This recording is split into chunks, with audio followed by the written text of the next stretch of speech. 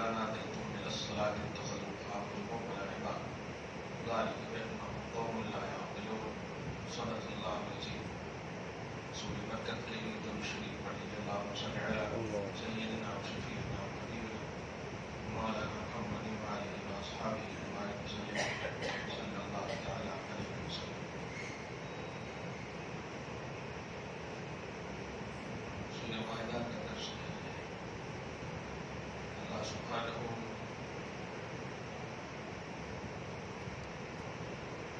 امت محمدیہ کے لیے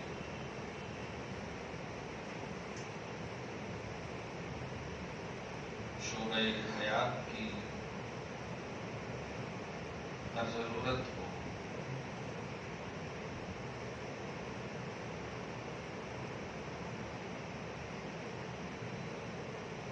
ہدایت کے بعد میں مکمل طور پر کتاب کی شکل میں قرآن مجید کے نام سے عطا فرمایا ہے.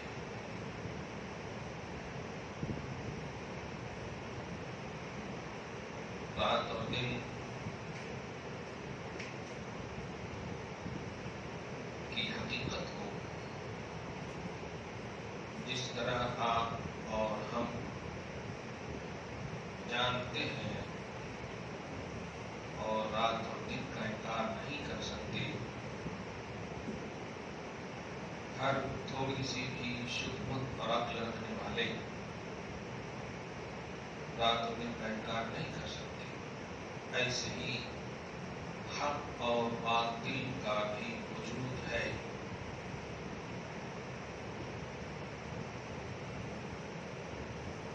حق اور باطل کا بھی وجود ہے. باطل کے بغیر حق کا تصور اور حق کے بغیر باطل کا بھی وجود ہو ہی نہیں سکتا. اگر سچائی کا وجود ہے، اس کا تصور ہے، تو جھوٹ بھی ہے. اللہ کا احسان ہے کہ ہم اہل حق ہیں، ہم اہل صدق ہیں، ہم سچ کے متلاشی ہیں. اللہ سبحانہ نے ہمیں دین حق مذہب اسلام نصیب فرمایا.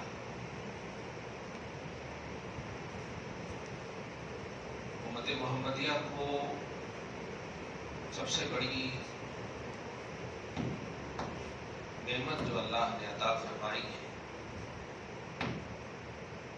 وہ ہے رحمت للعالمین صلی اللہ علیہ وآلہ وسلم.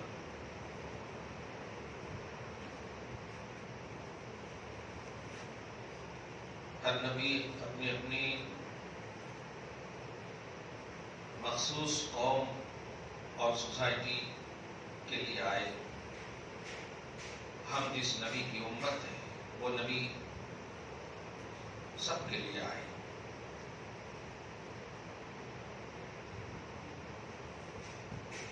کسی بھی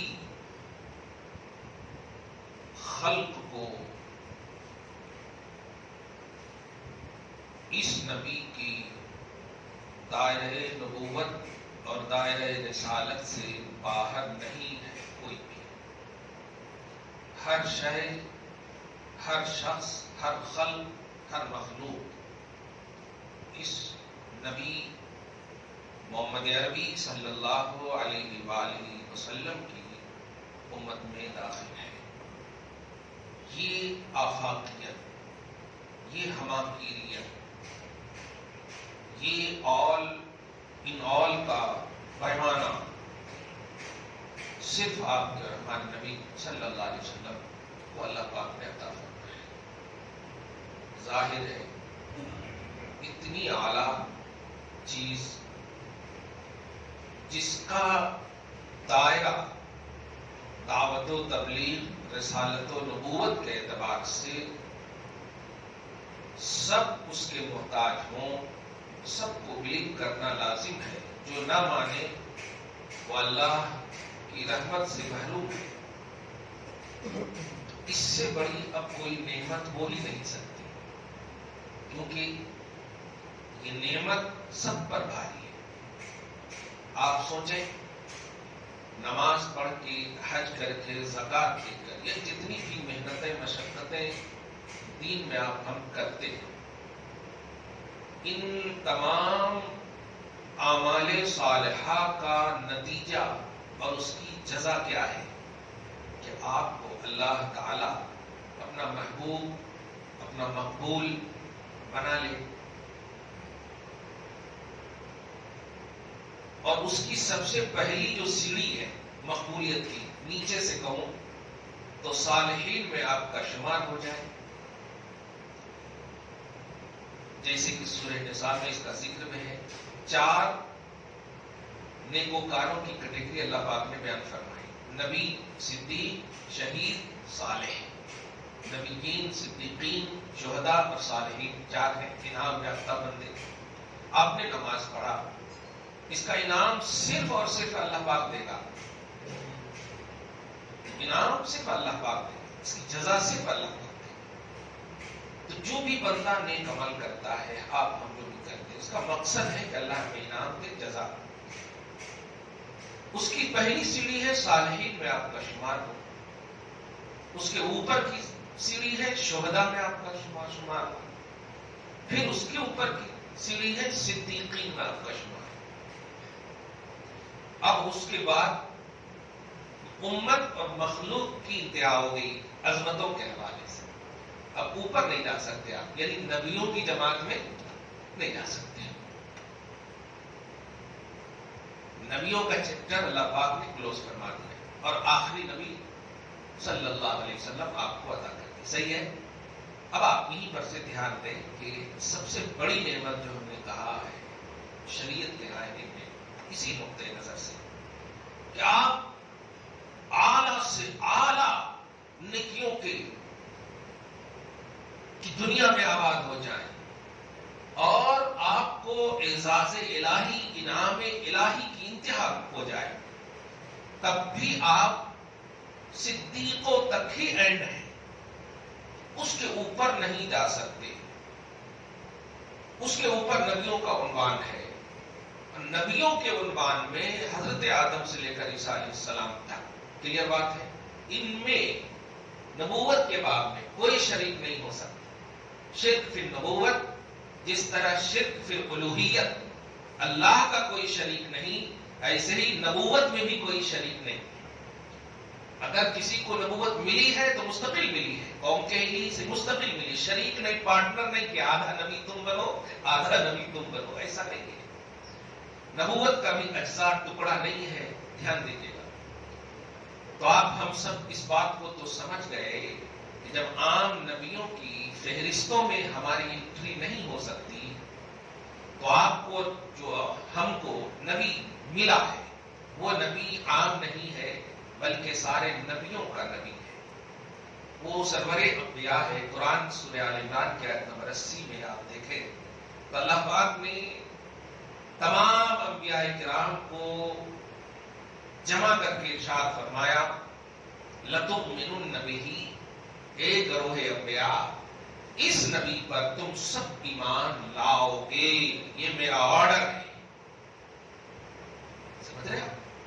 سارے نبیوں کو آرڈر ہے اللہ کا کہ محمد عربی صلی اللہ علیہ وسلم پر کیا کرو گے؟ ایمان لاؤ گے، ان کا ڈیفینس کرو گے، ان کی مدد کرو گے، ان کی نصرت کرو گے، اقرار کرو۔ سب نے اقرار کیا۔ اس سے تصور ملا آپ کو، ہم کو، کہ اس نبی کا مقام تمام نبیوں کے مقاموں سے کہیں اعلیٰ ہے، اس لیے کہ سارے نبی اپنی امت کے اعتبار سے، دھیان دیں، اپنی امت کے اعتبار سے نبوت کا ایک عنوان ہے، اور یہ نبی امت کے اعتبار سے تو ہے ہی، نبیوں کو بھی آرڈر ہے کہ ان کو بلیو کیا جائے، نبیوں کو بھی۔ اور آپ اس بات سے واقف ہو چکے ہیں کہ عام نبیوں کے بھی شریک آپ نہیں ہو سکتے، تو سارے نبی جن کی بارگاہ میں ایمان کا، تصدیق کا، بلیو کا تصور رکھتے ہو اس نبی کو دنیا کی کوئی اب ایسی اللہ کی طرف سے اعزازی سرٹیفکیٹ ہو ہی نہیں سکتی جو اس نعمت کے برابر ہو. گویا اللہ کے سب سے بڑے اعزاز، انعام اور نعمت کا نام بنا محمد رسول اللہ صلی اللہ علیہ وسلم. اس میں کسی کو شک نہیں ہونا چاہیے، کیونکہ آج کی تاریخ میں اگر کوئی شک کرے گا تو وہ اپنے اسٹیٹس پر شک کر رہا ہے، کیونکہ امتی اسی وقت بڑھ سکتی ہے جب اس کا نبی بڑا ہو. آپ سمجھ رہے ہیں اس بات کو؟ آپ بتائیے، اس جملے میں غور کیجیے. آپ کا عنوان کیا دیا اللہ پاک نے؟ خیر و امتن کہا. کیا کہا؟ تم بہترین امت ہو. یہ نہیں فرمایا تم بہترین مخلوق ہو. کنتم خیر خلق، یہ نہیں فرمایا کنتم خیر امتن. اس جملے پہ غور کر رہے ہیں؟ کنتم خیر امتن. اور امت کا لفظ جب بولا جاتا تو خیال میں نبی آتا ہے، خدا نہیں آتا. اس لفظ پہ غور کی. جیسے مخلوق کا لفظ بولے تو خالق کا خیال آتا، مخلوق کا لفظ بولے تو خالق کا خیال آتا. صحیح ہے؟ بندے کا لفظ بولے تو معبود اللہ کا خیال آتا. صحیح ہے؟ ایسے ہی امت کا لفظ بولے تو نبی کا خیال آتا ہے. حضرت آدم سے لے کر عیسیٰ تک بھی اگر امت کا لفظ بولیں گے تو امت آدم، امت خدا نہیں ہوتی. یہ دیکھیں، امت خدا نہیں، امت آدم، امت شیس، امت نوح، امت عیسیٰ، یعنی عیسیٰ کی امت، آدم کی امت. یہ تو امت کی نسبت نبی کی طرف ہوتی. اور اللہ پاک نے آپ کو بہترین امت کا شرف عطا کیا ہے، جس کا مطلب صاف ہوا کہ امت نبی سے ان کا انٹروڈکشن ہوتا ہے. تو جب آپ کو بہترین امت کہا تو آٹومیٹک آپ کے دماغ میں آیا کہ میں بہترین اس لیے نہیں ہوں کہ میں ہوں، بلکہ میں بہترین اس لیے ہوں کہ میرے نبی بہتر ہے. کیونکہ کنتم خیر امتن کہا، کنتم خیر نہیں کہا کہ تم بہتر ہو، نہیں کہا کنتم خیر امتن کہا. تو اگر کسی نے بھی حضور صلی اللہ علیہ وسلم، محمد عربی صلی اللہ علیہ وسلم کی اللہ کی جانب سے سب سے بڑا انعام، بڑی نعمت اور بڑا اعزاز کا ذرا بھی اس میں تک شک کیا، وہ اپنے اس پر شک کر رہا ہے، وہ اپنے لیول پر شک کر رہا ہے. امتی کا لیول نبی پر ڈیپینڈ ہوتا ہے. امتی اعلیٰ لیول کی اسی وقت ہوگی جب اس کا نبی اعلیٰ. اب جب یہ سمجھ گئے تو آپ اس آیت کے حوالے سے معراج کا تھوڑا سی تصور لے جائیے. اللہ سبحانہ نے نماز، حج، زکات، جتنی بھی پلرز آف اسلام ہے، صحیح ہے، 5 ہے نا، شہادت، نماز، روزہ، حج، زکات. سمجھ رہے نا؟ پلرز آف اسلام کتنے ہیں؟ 5 ہیں. ان میں شہادت، میں گواہی دیتا ہوں اللہ کی، میں گواہی دیتا ہوں محمد رسول اللہ صلی اللہ علیہ وسلم. دھیان دیجیے گا، میں ایسے ہی سمجھا رہا ہوں. اس کے بعد جو سیکنڈ ہے نماز ہے. اس کے بعد 3 اور ہے، حج، زکات، روزہ. ترتیب میں آگے پیچھے ہو جائے تو کچھ ٹینشن نہیں ہے، مگر آپ دھیان دیجیے سارے پیلرز آف اسلام کو آپ جب دیکھیں گے تو ہر پیلر کو اللہ پاک نے کسی نہ کسی واسطے سے عطا کیا. اس بات کو سمجھیے اور آج کے بعد سے ایک نیا ذہن لے کر جائیں. مثلا زکات کا حکم ہو، اللہ پاک نے جبرائیل کے واسطے سے آپ کو دیا. حج کا حکم ہو، جبرائیل کے واسطے سے. اب دھیان دیجیے، روزہ کا حکم ہو، جبرائیل کے واسطے. لیکن نماز کا حکم جو ہے اللہ پاک نے کسی واسطے سے نہیں دیا، اپنے پاس بلا کر کے محمد عربی صلی اللہ علیہ وسلم کو. اب آپ سمجھیے اس بات کو.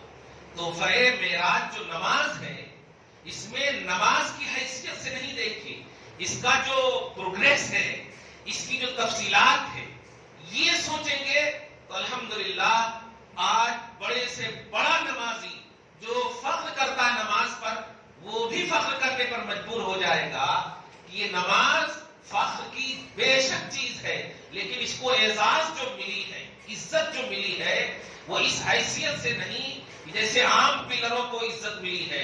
اس کو عزت اللہ نے اپنے حبیب کو بلا کر کے ہمارے لیے تحفہ کی شکل میں دیا ہے. اچھا، کمال یہ ہے کہ ہم آپ کو تحفہ دیں لیکن دوسرے کے لیے دیں تو یہ آپ کا تحفہ ہوگا. کہ مجھے کوئی گفٹ کرے لیکن کہے یہ گفٹ دوسرے کے لیے ہے، تو پھر میرے کو کہاں گفٹ ملا؟ آپ سمجھ رہے ہیں اس بات کو؟ نماز کا جو گفٹ ہے کس کے لیے ہے؟ امت کے لیے ہے. سوال یہ جو امت کے لیے ہے تو دے دیجیے، جیسے زکات دیے، روزہ دیے، آپ سمجھ رہے ہیں، تمام چیزیں دیے بواسطہ جبرائیل، تو یہ بھی دے دیجیے نا، یہ بھی دے دیا جائے۔ لیکن نہیں، جانتا تھا اللہ تعالیٰ۔ آج عجیب سی فکر ہے لوگوں کے اندر، میں مسلسل 10-15-20 سال کے قریب ہو رہے ہیں، لیکن ایک بات کا میں نے ملاحظہ کیا، لوگوں کے اندر ذرا سا بھی اگر کچھ ہونا تو وہ ایک فخریہ جو پہلو ہے، میں نے 15 عمرہ کر لیے، 10 حج کر لیے، ارے بھائی عمرہ کرو یا حج کرو یہ آپ کا معاملہ ہے، تو آپ بولو نا، پھر 60 سال سے نماز بھی پڑھ رہے ہیں، یہ بھی بولو، آپ حج بھی عمل ہے، عمرہ بھی عمل ہے، صحیح ہے کہ نہیں؟ سب تو عمل ہی ہے۔ ظاہر ہے آپ عمرہ کرنے جاتے ہیں اسی اللہ کے لیے جو ظہر کی نماز جس کے لیے پڑھے آپ، انڈیا میں جو آپ اللہ کی پریرنا کر رہے تھے، عبادت کر رہے تھے، تو اسی اللہ کی بارگاہ میں تو آپ گئے۔ ایسا تو نہیں ہے کہ کوئی ایک اسپیشل اللہ ہے عمرہ کے باب میں یا حج کے باب میں، ایسا نہیں۔ میں یہ ذہن دینے جا رہا ہوں کہ اللہ پاک کی حکمت پر ذرا غور کیجیے۔ نمازوں کو اللہ پاک نے اپنی بارگاہ میں نماز ہی کو کیوں دیا آپ کو تحفہ؟ حج زکات دیگر چیزیں بھی تو ہے نا، نماز ہی کو کیوں دیا؟ یہ بات بڑی اہم ہے، دھیان دیجیے گا۔ اللہ چاہتا ہے کہ سب میرے بارگاہ میں قربت حاصل کریں، سب حاصل کریں۔ یہ فلسفہ سمجھ لیجیے گا، اور خوبصورت انداز میں منانا نہیں ماننا ہے معراج کا۔ یہ جملہ بولتے ہیں نا معراج نبی، منانا نہیں ہے، یہ ماننا ہے، یہ بلیف سے تعلق رکھتا ہے۔ اب دیکھیے گا، اس لیے دیا زکات ایک خاص طبقے کے لیے ہے، جو مالک نصاب ہوگا اسی پر زکات ہوگا، صحیح ہے کہ نہیں؟ اسی طرح حج کا بھی عنوان جو ہے، جو کیپیسٹی رکھے گا مکہ تک جانے کی، صحیح ہے کہ نہیں؟ جس کے پاس فیسلٹی ہے، جانے کی استطاعت ہے، من استطاع الیہ سبیلا، جو وہاں تک جانے کی سبیل استطاعت رکھتا ہو ان کے لیے، صحیح ہے؟ ماشاءاللہ ایک دم سمجھ گیا۔ تو پیلرز آف اسلام بھی جتنے بھی پہلو آپ، اسی طرح روزہ کا معاملہ بھی آپ دیکھیے، ان کا مریضن او علی سفر، اگر آپ مریض ہیں یا سفر میں تو آپ کو معاف ہے، بعد میں آ کر کے قضا کر لیں، یہ کر رہے ہیں، دھیان دیجیے گا۔ لیکن نماز ایک ایسی عبادت ہے جو کسی بھی حال میں عاقل اور بالغ سے ثابت نہیں ہوتی، اور اس میں امیر و غریب کا معاملہ نہیں ہے۔ گویا اللہ پاک جو کہ دیکھیے، رواداری دیکھیے، عدل و انصاف دیکھیے، اور امت میں جو ڈویژن اسی کی بنیاد پر آج زیادہ ہے، سمجھ رہے نا؟ کوئی کہتا ہے ہاتھ باندھ کر کے، کوئی کہتا ہاتھ اوپر، کوئی کہتا نیچے۔ ارے نماز جس کو اللہ پاک نے ایک خاص تصور کے اعتبار سے جبرائیل کو بھی واسطہ نہیں بتایا، جس واسطے سے اللہ چاہتا ہے کہ میرے قریب ہو جاؤ، اسی واسطے کو تم نے جھگڑے کے آماج کا بنا دیا۔ اسی وقت کبھی سنے آپ کہ زکات پر کبھی کسی نے جھگڑا کیا ہو؟ کبھی پرسنٹیج پر 2.5% نہیں دینا، ہم دیں گے، ہم دوسری جماعت سے تعلق رکھتے ہیں، ہم اتنا دیں گے، کبھی سنے؟ نہیں ہوا، کسی پر جھگڑے اتنے نہیں ہوتے۔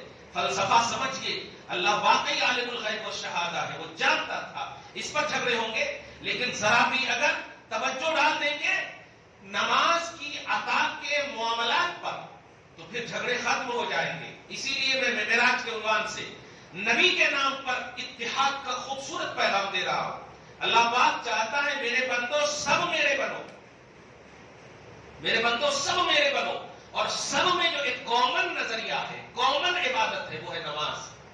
کیونکہ زکات والے سب ایک جگہ نہیں ہو سکتے، اس میں لینے والے الگ ہیں، مسلمان دینے والے الگ ہیں، حج میں کرنے والے الگ ہیں، بھیجنے والے الگ ہیں، امیر غریب کا معاملہ ہے، فقیر کا معاملہ ہے، لیکن نماز میں امیر بھی ہو یا فقیر ہو ایک ہی سب میں کھڑے ہو جاؤ، میں دیکھنا چاہتا ہوں۔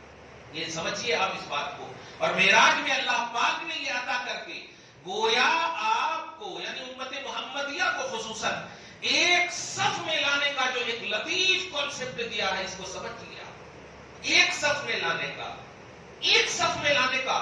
اب زکات دینے والا، فرض کریں کہ آپ دینے والے اور ہم لینے والے، ہم آپ کے ساتھ کھڑے نہیں ہو سکتے، ہم آپ کے اپوز میں کھڑا رہنا پڑے گا، صحیح ہے کہ نہیں؟ لینے کے لیے ہمیں ہاتھ پھیلانا ہوگا، لیکن اسی وقت حی علی الصلاۃ کی صدا ہو جائے تو آپ کو مال رکھ کر، ہمیں بھی سب کچھ چھوڑ کر وضو ایک جگہ کریں گے اور نماز ایک ہی ساتھ میں پڑھیں گے۔ آ کر دیکھا آپ نے، تو مالدار ہو یا غریب ہو، ان دونوں کے ڈویژن کو ختم کرنے والا اللہ کی بارگاہ میں اگر کوئی پیلر ہے وہ ہے نماز.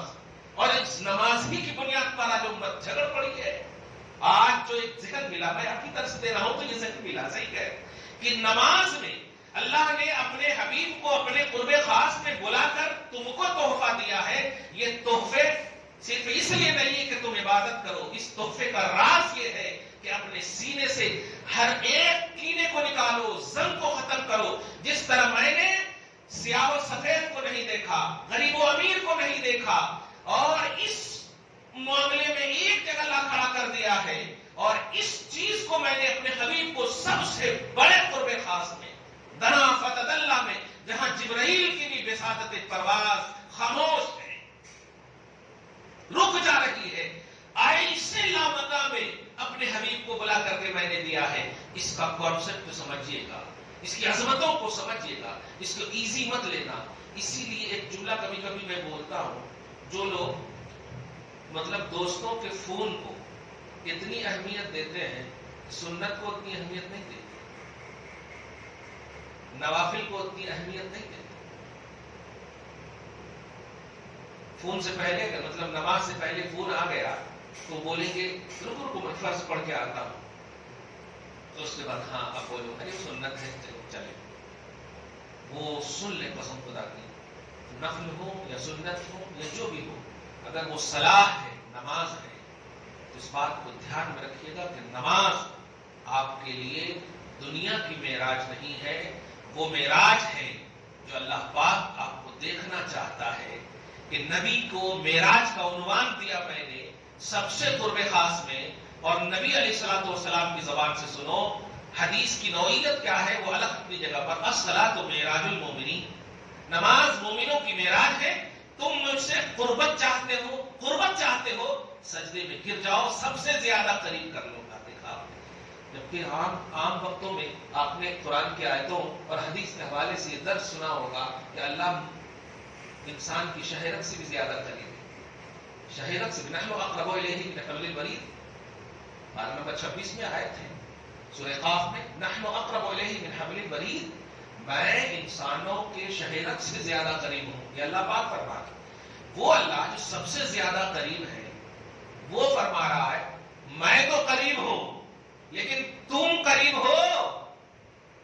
میں قریب ہوں یہ میرا اسٹیٹس ہے، لیکن تمہارے پاس کوئی ایسا عنوان ہے جو کہہ سکو میں بھی قریب ہوں، تو آؤ میں ایک عنوان دیتا ہوں، گر جاؤ سجدے میں، پھر دعویٰ کرو اے اللہ میں سب سے زیادہ قریب ہوں. بندہ سب سے زیادہ قریب اس وقت ہوتا ہے جب وہ سجدے میں ہوتا ہے.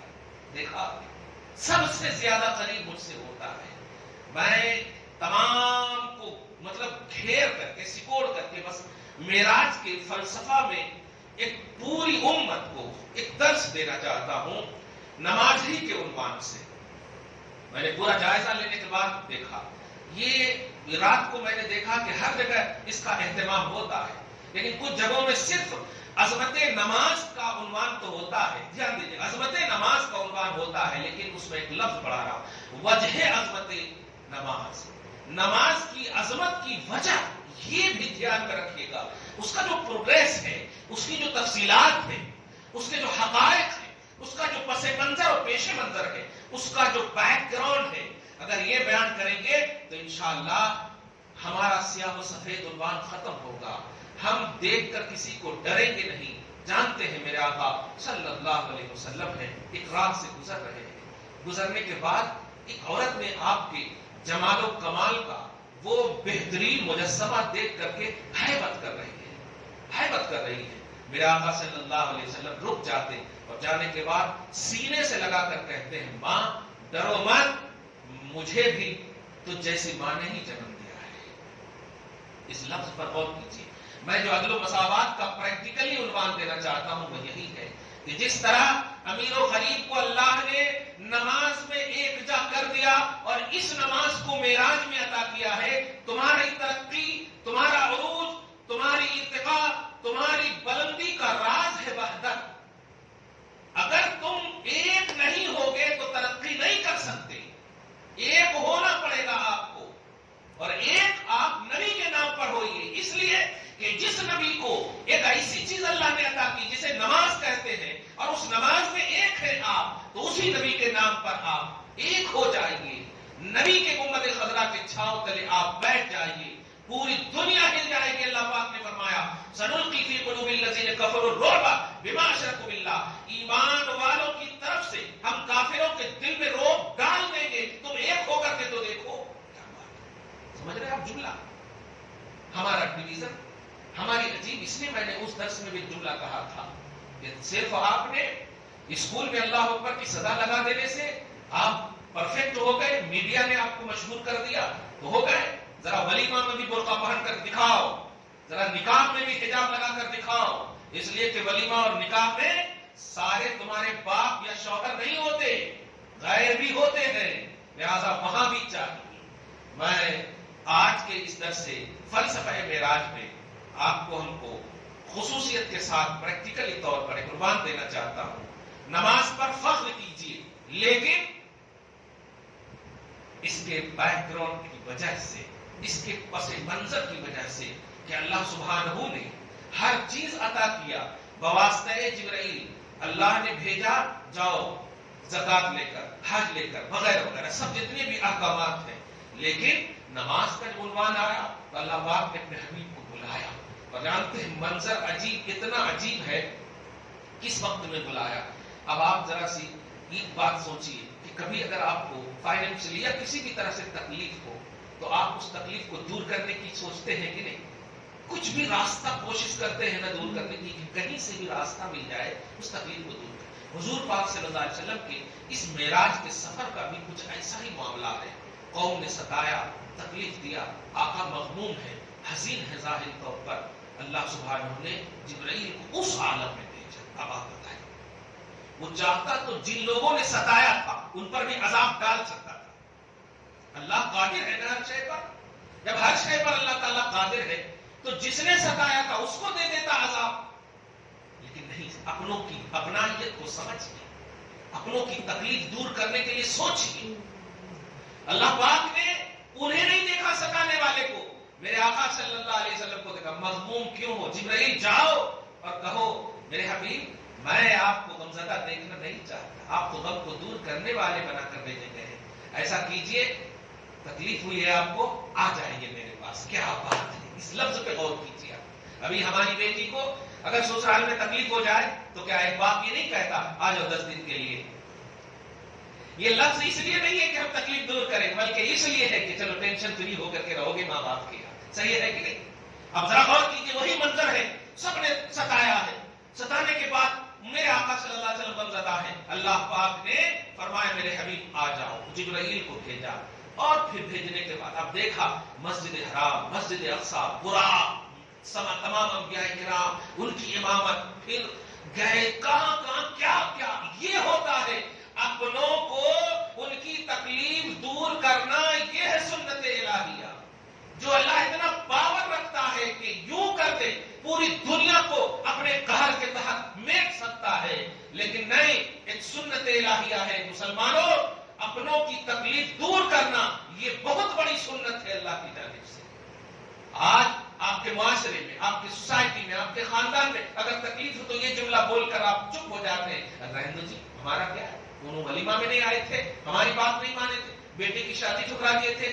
یہ کہاں کا معاملہ ہے؟ یہ تو آپ بدلہ لینے والے امت ہو گئے، لیکن آپ کا اسٹیٹس تو رب کی طرف سے یہ تھا کہ آپ کو جو بھی ستائے، ستانے والے کو مت دیکھو، بلکہ تکلیف دور کرنے والے کا ایک عنوان لاؤ، پریشانی کو حل کرنے کا ایک عنوان لاؤ۔